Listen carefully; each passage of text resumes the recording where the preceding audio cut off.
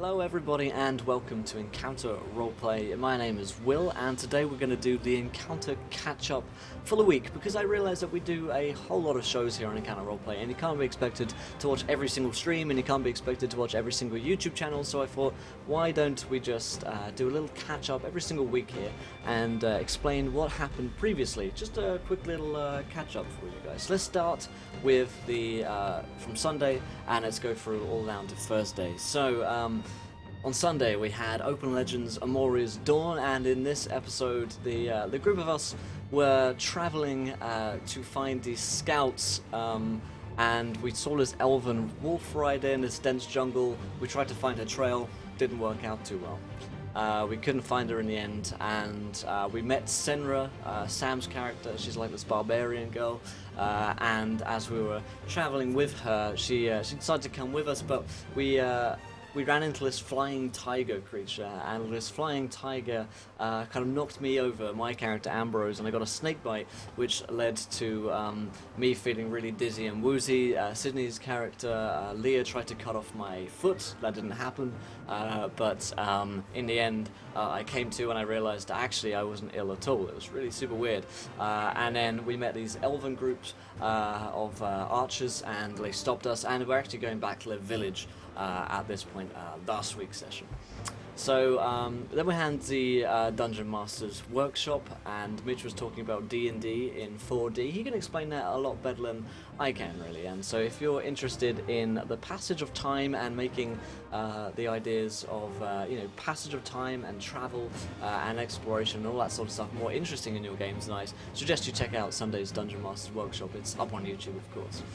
So on Monday we had new Maneras enter the Ninth World, and in this game, wow, that was pretty spectacular. We were up on Calram, which is a big kind of like space bug thing which we're on, and my character Seto had finally met back with Cord's character, the mutant Delamere, Mike's character Hextus, and Josh's character Maximus, and we ran into this weird creature thing. It's like this machine creature. It started attacking anyone who got close to us, and as we got past it in the end, but we were traveling along this like big ravine, and we're trying to get back to the ladder, which is apparently the village that we're meant to be on. We're in a completely different space. We've got no idea what we're doing here, up in basically space, right?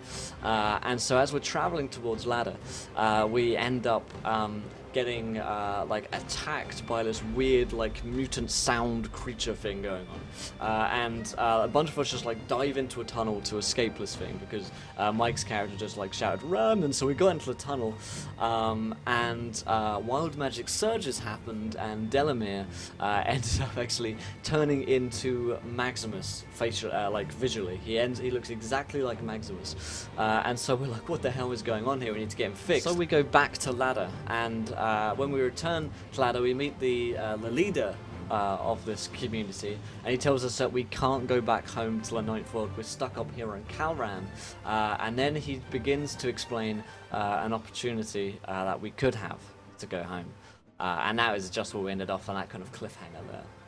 So Tuesday we had Dark Heresy, the Tattered Fates game, with the three acolytes. Boy, this one was a doozy. So they had previously met the Heron-masked man in the Masquerade Ball. And the Heron-masked man led them into this tent. He seemed to have a lead on the heresy which they're looking for on this planet, and they followed him into the tent, but he managed to drug them, and they woke up in this basically space coliseum. They were in this coliseum, they were trapped in these red cages, and these horrible creatures called spindle maws with these huge gaping jagged teeth began to come at them and attack them, and they were kind of trapped, but they managed to fight their way out with the help of a data slate, which Volkart is played by Skagif. He's the kind of psycho character. He randomly found this data slate. It was actually someone's donation, and this data slate ended up being rather insane, and he had to roll on the insanity whenever he used it, but he managed to get him out.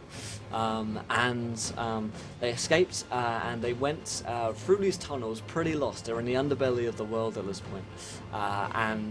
They actually see a medical room, and in this medical room they see a dying Inquisitor. His name, he explains, is Inquisitor Xanthus, and he was similarly captured like the players, and he's been tortured, and he's about to die, and his last kind of dying words to them are to find the heresy, to find the Heron Masked Man, and another man whose name is Marcus Vulper, and that is the lead which they had.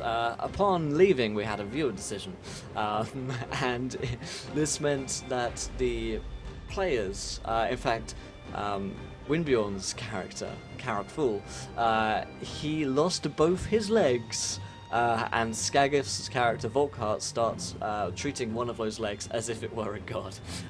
And so they ended up burning the Inquisitor, but due to wild magic surges and viewer decisions, his legs burnt off completely, other than one which Skagif has kept tight. They went to a medical bay and got him some cybernetic limbs at the end of that episode. And then in the afternoon, we had Pirates of Cold Harbor.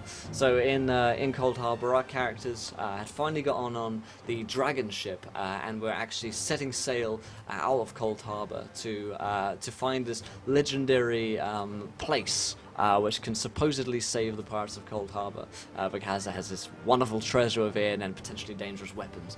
And so we set sail on this dragon ship, manned by this dragon god, basically. But there was a problem, because a man named Nathan, had a problem with Nancy Locke, who was the captain of the ship and played by Beth. And Nathan claimed that his brother had been murdered by Nancy, and this relates to a previous season, season 1, in fact. Nathan came up on deck, and he demanded a duel between the two of them. They started fighting off, and he actually ended up besting her, but she convinced him that she hadn't killed his brother, a very kind of emotional plea towards Nathan.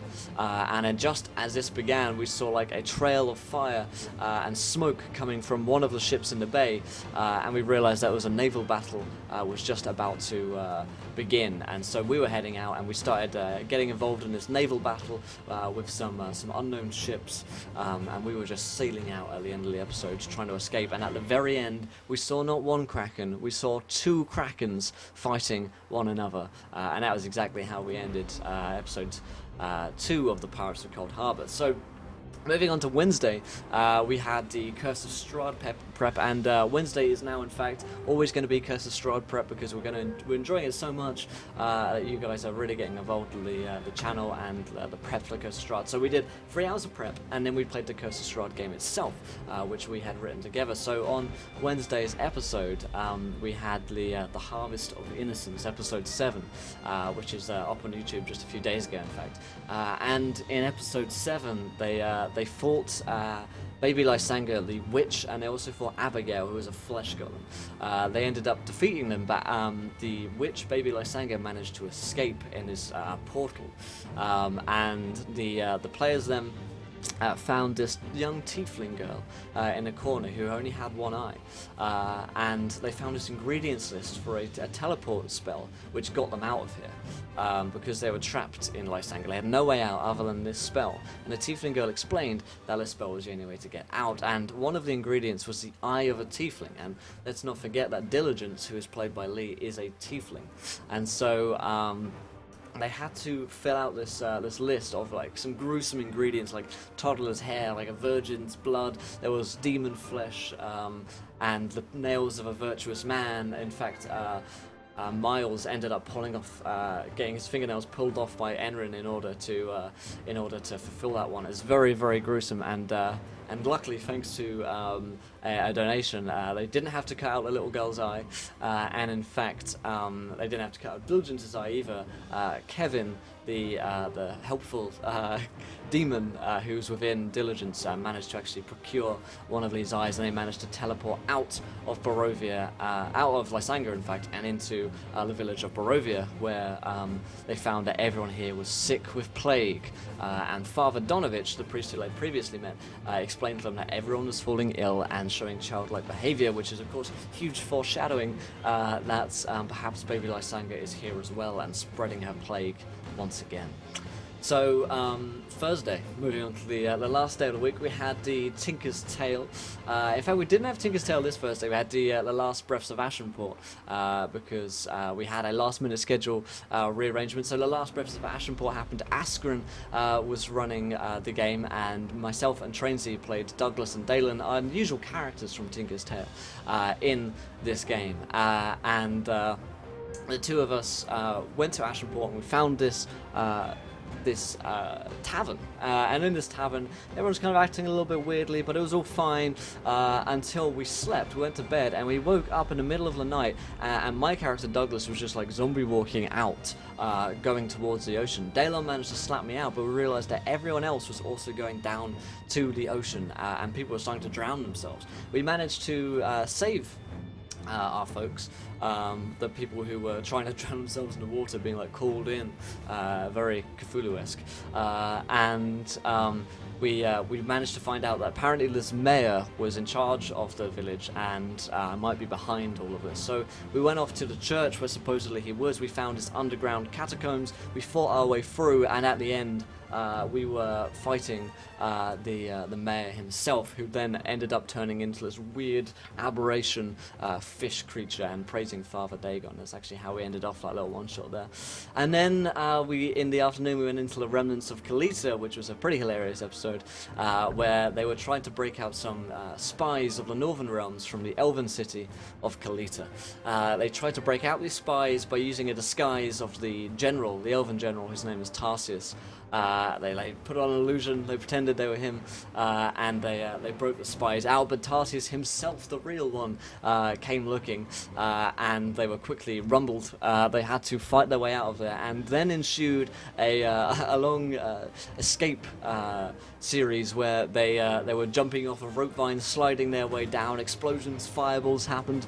In the end, they managed to escape and get their way down back to the human camp, saving the human spies to great reward. So that is the encounter catch-up this week. I'll be doing these weekly to give you guys a quick catch-up as to what happened previously, and hopefully we can this way catch up and keep up with all of the shows, even if you miss a couple of them. Of course, we have the catch-up campaigns category on our website, encounterroleplay.com. You can find them under the campaigns section, and you can read up there. Or of course you can watch our YouTube videos here on our channel, and just watch the encounter catch up if you miss a show. So until next time guys, thank you everybody for watching. I have been Will from Encounter Roleplay. I hope you enjoyed it. If you did, hit that like button, drop me a comment below, and of course subscribe to our YouTube channel for daily D&D videos. But until then guys, try not to roll too many nat ones, because I want to be here laughing when you do.